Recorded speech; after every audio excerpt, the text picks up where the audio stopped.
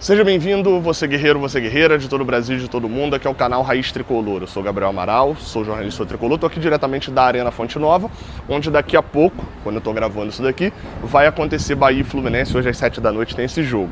Esse vídeo aqui provavelmente vai ser muito assistido depois do jogo, então obviamente não vou falar nada aqui sobre a partida não.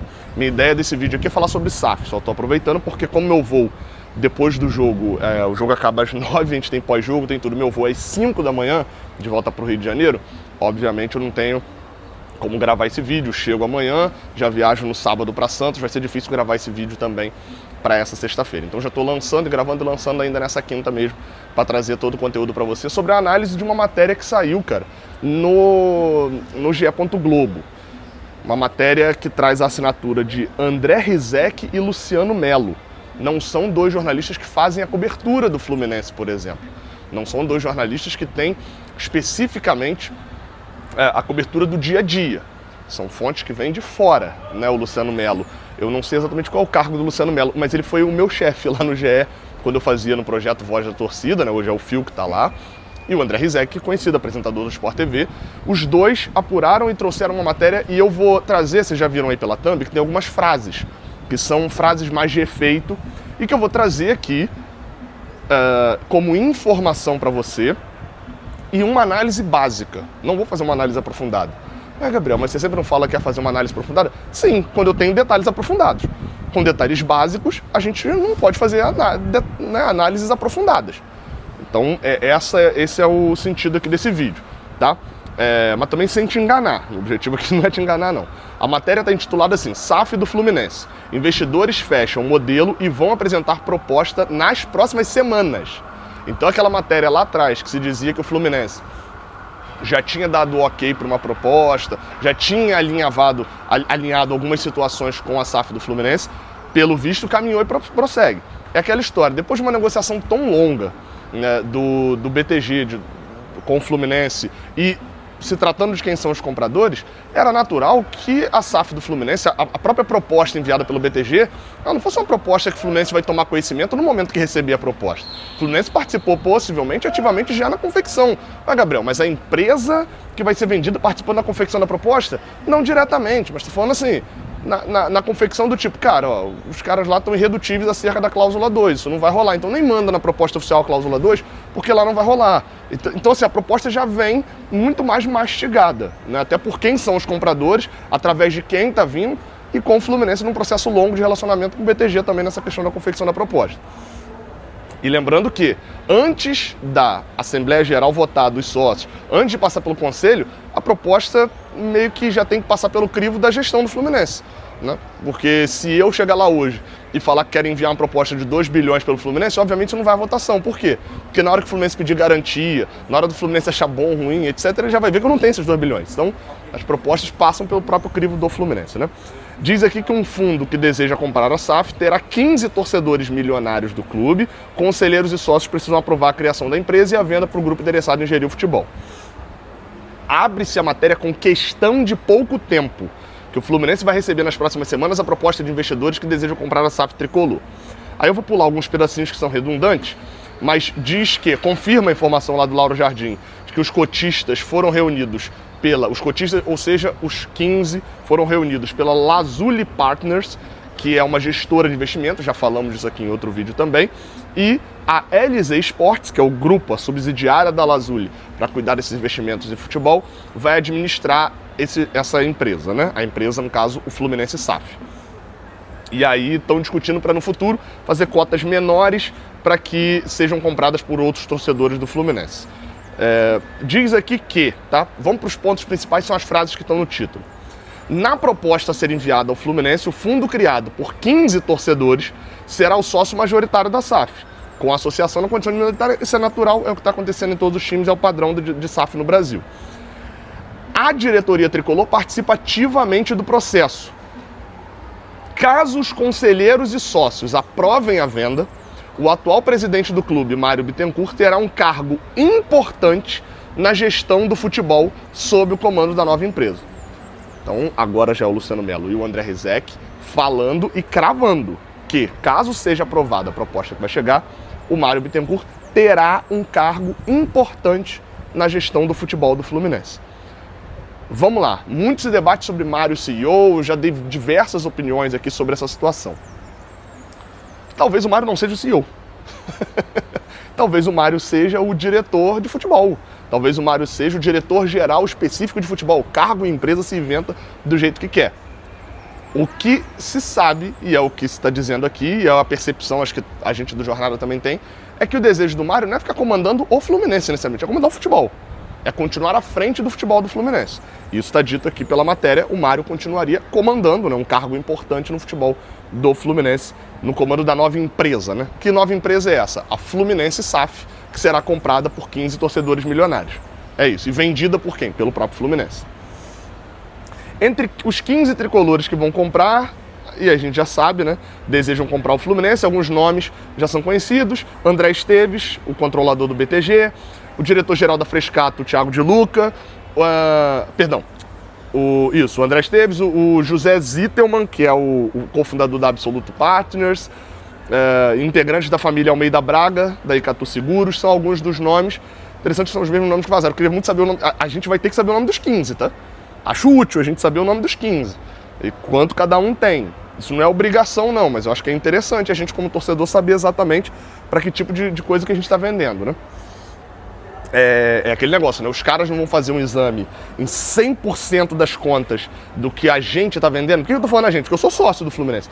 Do que a gente está vendendo, 100%, examina uma vírgulazinha total do valor de conta. Então, a gente precisa saber quem está comprando também. É um bem afetivo nosso também, né? Esse cara vai cuidar bem desse bem afetivo nosso.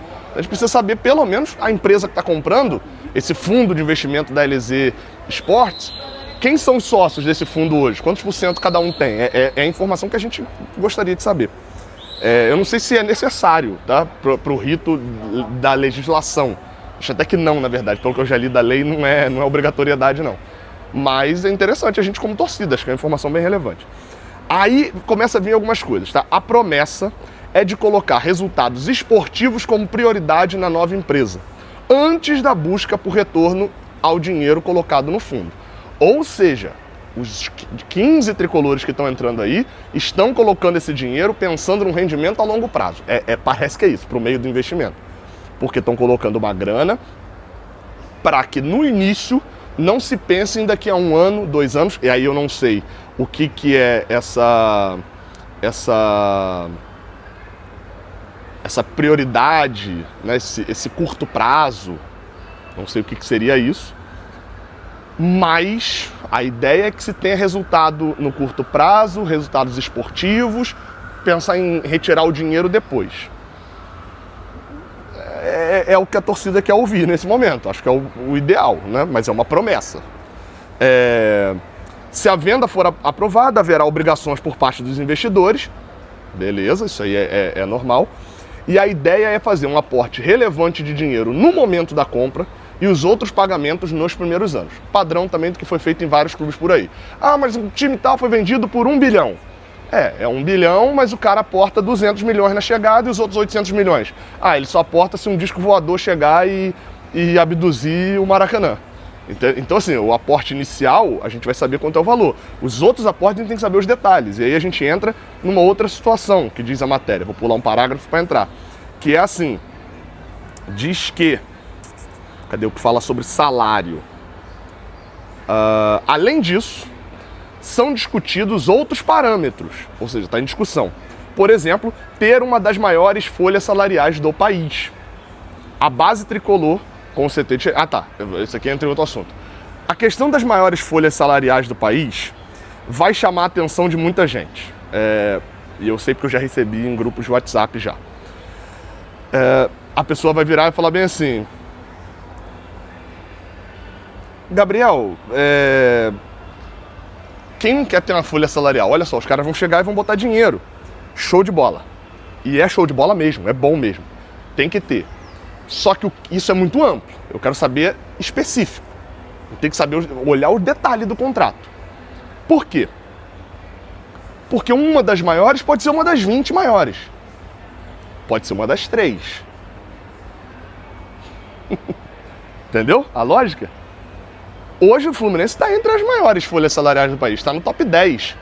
Talvez seja no top 8, por aí, talvez, né? Se a gente for pegar por balanço, é mais ou menos isso. Acho que foi sexta, se eu não me engano, no de 23, se eu não estou enganado.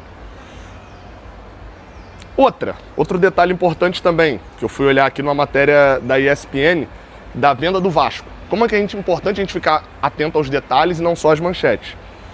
O Vasco tinha uma cláusula que dizia que, vou até ler aqui, a partir de 2027, a promessa da 777 Partners em contrato era de que o Vasco estaria entre as 5 maiores orçamentos do futebol brasileiro. Essa é a manchete, o Vasco vai estar entre os 5 maiores orçamentos do futebol brasileiro em 2027. O contrato prevê que essa meta de investimento seria considerada alcançada mesmo que o Vasco não estivesse entre os 5 maiores orçamentos do futebol brasileiro, em caso da equipe terminar a temporada em posições pré-estabelecidas. Por exemplo, ser sexto ou melhor, né, no Brasileirão, tiver classificado para a Conmebol Libertadores no ano seguinte, for campeão de Copa do Brasil, Libertadores ou Sul-Americana. Ou seja, a obrigação não era colocar o Vasco entre as 5 melhores folhas, maiores orçamentos do país.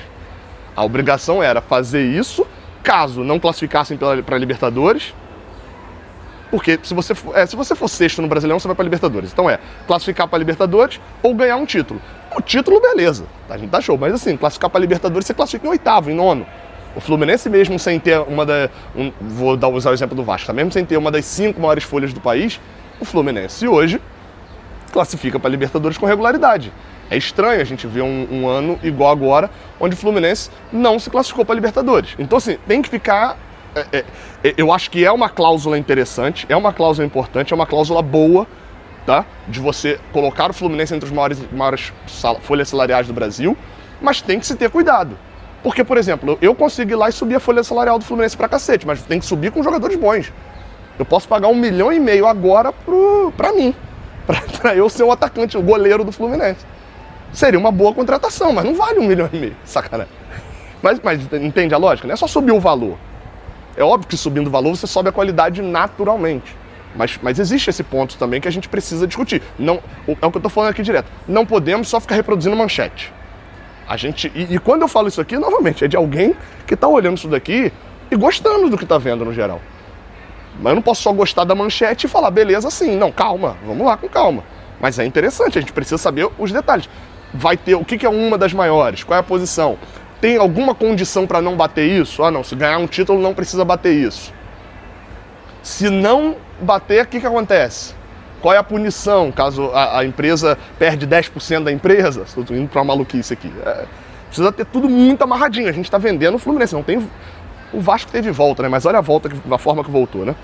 E aí outro ponto que se coloca aqui é que a base tricolor com o CT de Xerém e o futebol feminino também iriam para o guarda-chuva da nova empresa que assumiria a dívida da associação. Assumir a dívida é padrão, por isso que esse negócio de valores, a gente não pode ficar muito só na manchete do valor também. Uso sempre o exemplo da Portuguesa. 1 bilhão, aí a Portuguesa não subiu no primeiro ano, já não é mais 1 bilhão. Então não era 1 bilhão, né?